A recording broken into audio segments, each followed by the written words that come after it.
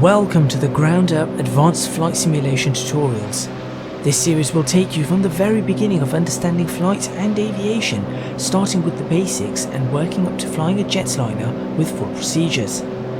If you have just stumbled upon this video, please check out the series introduction video by clicking on the link in the description box to give you an idea of what this is all about. In this lesson, we will be inside our aircraft, taking a look at the 6 basic instruments that you will find in most aircraft in one form or another: the airspeed indicator, the attitude indicator, the altimeter, the vertical speed indicator, the direction indicator, and the turn coordinator. Before we get started, a couple of short points to note and a disclaimer. This series should only be used for flight simulation and is not a replacement for real flight training. At most, this can be used as a supplementary resource. And for those who are interested, there will be a Patreon-only Discord channel available in which you will be able to ask me any questions or request that I expand upon certain subjects. To join, please visit www.patreon.com/ecgadget and select the Junior Academy Officer tier. You will also have access to extensive information for each lesson in a PDF document. For the first lesson, the PDF was available freely to everybody. Just look for the link in the description box for that. As of this lesson onwards, the PDF will be a Patreon exclusive. With all that said, it is time to get on with lesson 2, the 6-pack.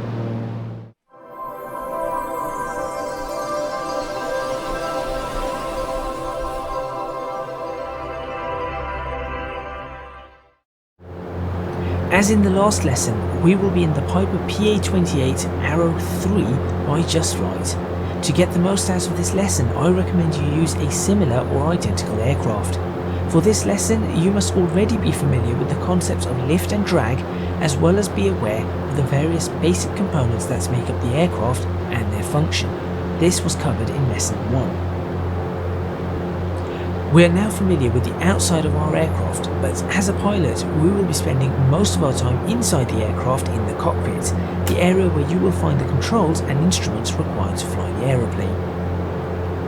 In general, the pilot of an aircraft sits on the left-hand side, so we will be following with the convention and sticking to the left regardless of whether the aircraft can be flown from the right-hand seat. In this aircraft, the design is such that if there is a single pilot, they should be seated on the left. All the instruments are in front of the left seat, whilst the right-hand seat has only radio instruments in front of it. Of all these instruments, we will be focusing on the 6 that are highlighted. We call these instruments the 6-pack. Some aircraft have chosen to swap these 6-pack displays out for newer single-screen or dual-screen electronic displays called a glass cockpit. We will be covering that in a later lesson. Before we look at each one of these in turn, we need to understand how they work, at least in a brief manner. The 6 instruments are operated either by pressure or gyroscopes.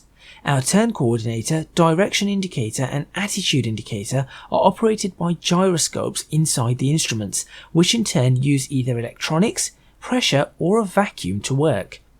A gyroscope is an interesting device which, through the use of a gimbal, axle and a spinning disc or wheel, can measure or keep angular motion, sometimes making it look like they defy physics. In reality, they are following the laws of physics perfectly, but this lesson will not go into the details of gyroscopes. What we need to know is that this movement of the gyros allows the instruments that use them to display changes in angle or direction.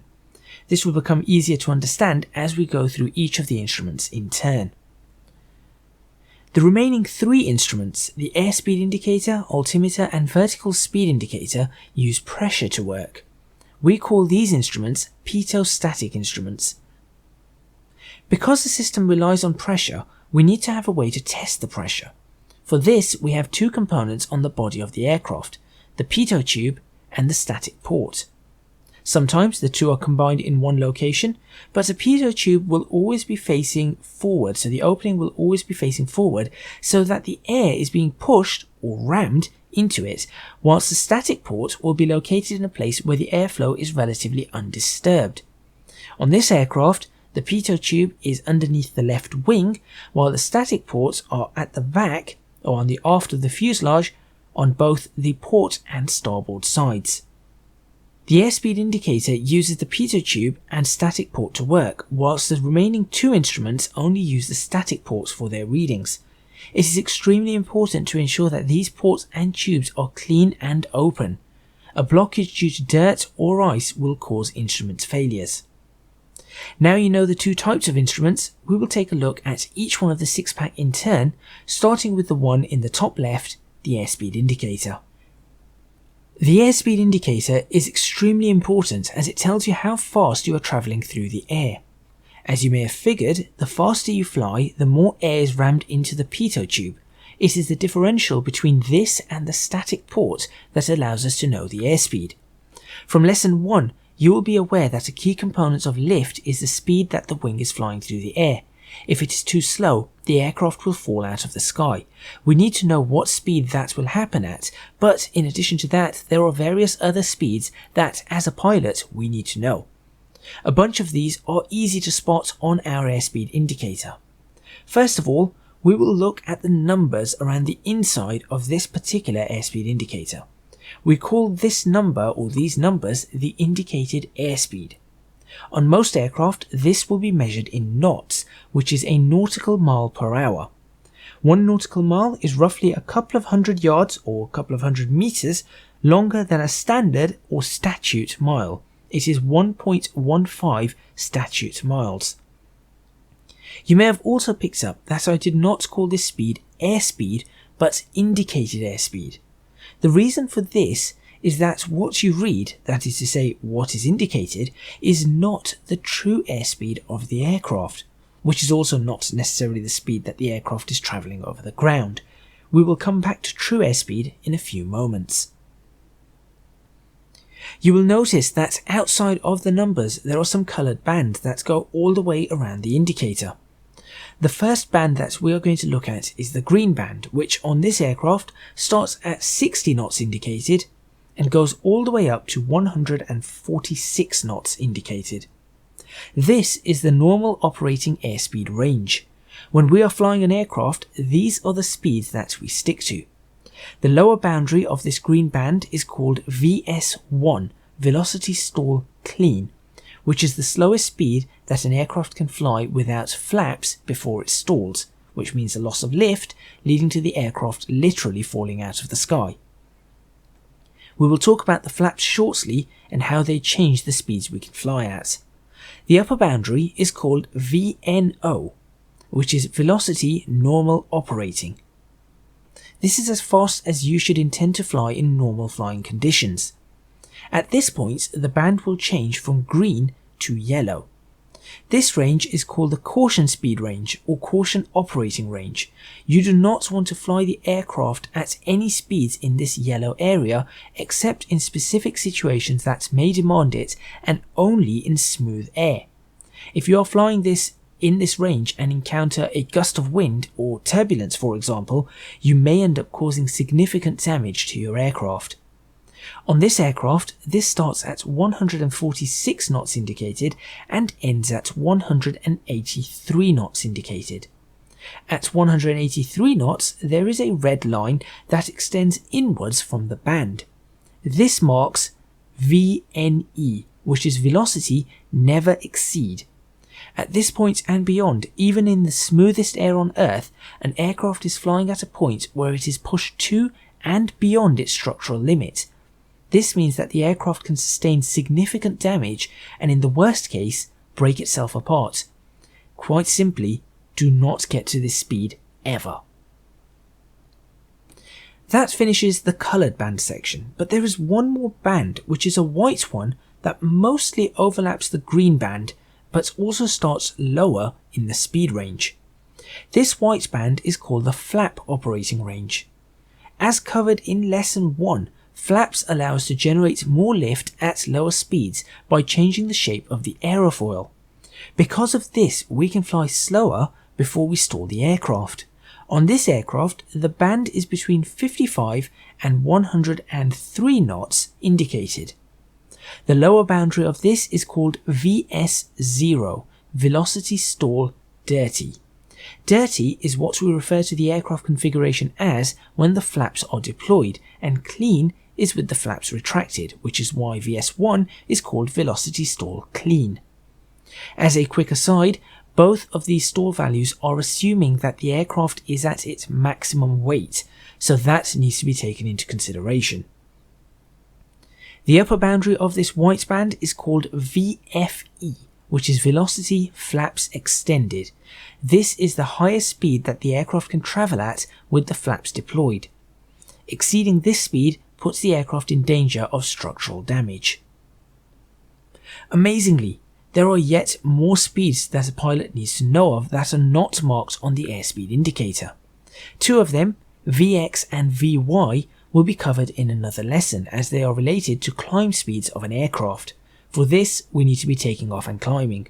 A third, Va, will be covered in a different lesson.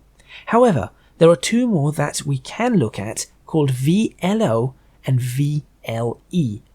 These two speeds refer to the landing gear speeds on an aircraft with a retractable landing gear such as this one. For our Piper, they are noted here. VLO is the maximum speed the landing gear can be operated at. For retracting the gear, that is 107 knots indicated, or KIAS, and for extending the gear it is 129 knots indicated. VLE is the maximum speed you can fly the aircraft with the gear extended. On this aircraft, that is also 129 knots. Lastly, we need to go back a bit and talk about true airspeed. As I said at the start of this section, the numbers that you see on the dial are indicated values. This means that they are not a true indication of the speed an aircraft is flying at.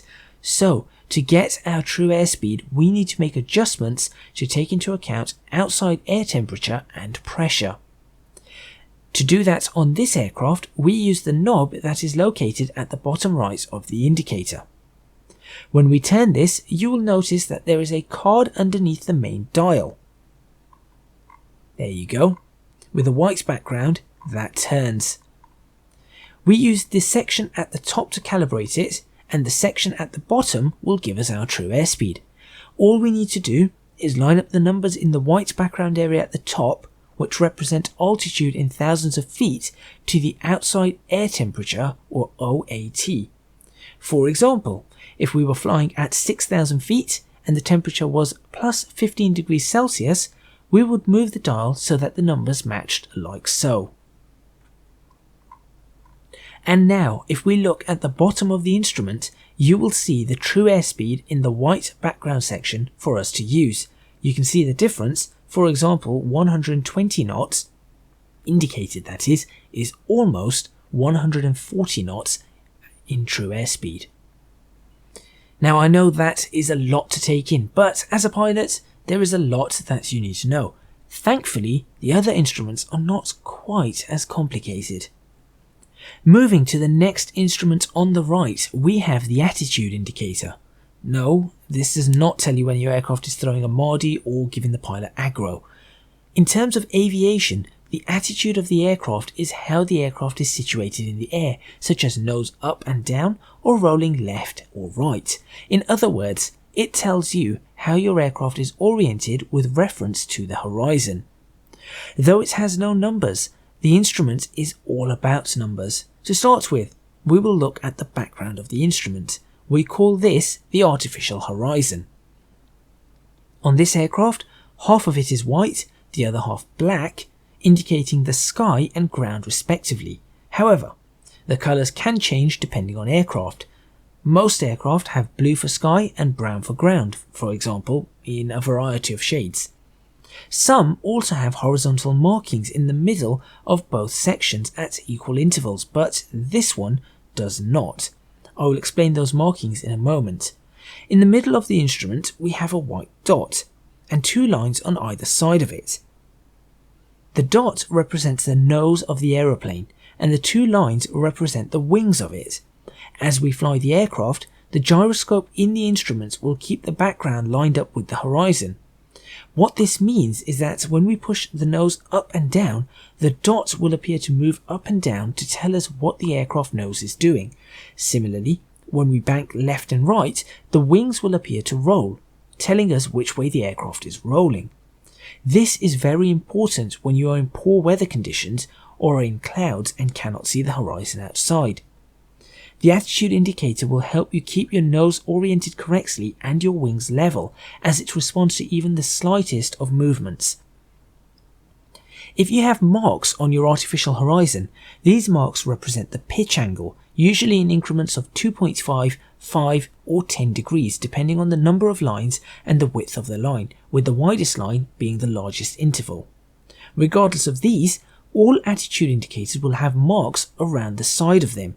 These are bank angle indicators, marked with 3 close lines, then 2 lines further away and a line in the middle right at the top. The 3 close lines represent 10, 20 and 30 degrees for the bank angle, followed by the 2 further away, which are 60 and 90 on this aircraft. On some aircraft there will be a 45 degree mark as well, usually represented by a dot or an arrow in between the 30 and 60 degree marks. In general flight, you do not want to exceed 30 degrees of bank. We will learn more about bank angles and why we fly at certain angles when we are in the air and learning to correctly turn the aircraft. Right of the attitude indicator is our altimeter. This is a very simple system which gives us our altitude, that is the height that we are in feet. For this aircraft, the small needle indicates thousands of feet and the large hundreds of feet. There is also a thin third needle with a little arrowhead at the top. This represents tens of thousands of feet. The altitude we read is the height above sea level, which means that if you're on the ground, your altitude will not always read as 0. So you can see here we are not at 0 feet. Because of the way the system works, the atmospheric pressure will affect the reading on the display. To compensate for this, we use the knob to set our altimeter, which means to put in the correct barometric pressure. On this aircraft, that value is measured in millibars and is displayed between the 2 and the 3. Standard pressure is 1013 millibars or 29.92 inches of mercury in imperial units. We get this value from weather information services, and it is vital that we use the right value because, as you can see, setting the incorrect value can have quite a significant impact on your reading and can be dangerous for other aircraft flying. In a later lesson, we'll be learning about transition altitudes and transition layers and what role that plays in flight and altimeter readings. Below the altimeter is the easiest instrument of the lot, the vertical speed indicator. Nothing special about this one, it does exactly what the name suggests. It tells the pilot what the vertical speed of the aircraft is. When the aircraft is flying level, the indicator will read 0. As the aircraft climbs or descends, the needle will move up or down to indicate what the climb or descent rate is in feet per minute. For example, on this aircraft, if the needle is pointed up at the 5, it would indicate a climb of 500 feet per minute. Not only is this vital when you are trying to fly smoothly and efficiently, but this is also a vital bit of information for when your aircraft is not operating as it should. For example, when you've had your airspeed indicator fail on you and you have slowed down dangerously without realizing, you will notice that your attitude indicator may show your nose level, but your vertical speed will show you descending. This is an indication of slow speed. In other circumstances, you can use it to keep an eye on your descent rate into an airport for a given speed. For example, if I was to bring this aircraft down smoothly at around 80 knots, I would want a descent rate of just under 400 foot per minute. I can use the VSI to manage that, as it would not be easy to judge such a descent by just looking out of the window. Next to the VSI, we have a direction indicator, or heading indicator. This is very much like a compass, except it does not have a magnet to point it to north, and works in situations where the compass will not. If you look at the middle pillar of the windscreen, you will see a magnetic compass. I will just go ahead and show you that right now. There it is. This compass is used with the direction indicator for navigation. However, unless your aircraft is flying at a constant speed, at a constant altitude, and in a constant direction, your compass will experience a series of errors due to the interaction of the Earth's magnetic field with it, coupled with the forces on the aircraft. For example, during a bank, this is usually where the errors are most obvious. Because the direction indicator does not have a magnet and instead uses a gyroscope, it is immune to this effect. Thus, it is an ideal instrument for maintaining direction in an aircraft and being able to perform turns accurately without over or undershooting due to the compass readings being incorrect. However, it does suffer from gyroscopic drift, which causes it to lose orientation over time. That is why we have a dial to align the direction indicator with the compass when the compass is giving us an accurate reading. So for example, right now we should be facing 091, so I will just use the dial and line up 091 just like that, and now that is accurate. You will notice that this direction indicator has a second dial with a little arrow which turns around a compass card when I actually move that dial around. That is the heading bug, and we will cover that when we start to look at autopilot systems. The final instrument of the six-pack is called the turn coordinator. This is an interesting instrument that student pilots can get slightly confused about. What this instrument does is inform you of the rate of turn and the yaw on your aeroplane. In simple terms, the rate of turn is how quickly your aircraft will do a full lap, that is a full 360-degree rotation. The faster it does it, the faster your rate of turn. The marks on the turn coordinator are indicators for the rate that is stated on it, so in this case, 2 minutes. That means that it will take 120 seconds for the aircraft to do 360 degrees when the aircraft in the instrument has wings lined up with one of the slanted marks. This equates to 3 degrees of turn per second. We call this a standard rate or rate 1 turn. In a different aircraft, the turn coordinator may show a different rate setting, for example 3 or 4 minutes. If memory serves me correctly, Concorde has a 4 minutes coordinator. Remember, this is not the angle of roll. That is why the coordinator has a warning saying that it does not provide pitch information.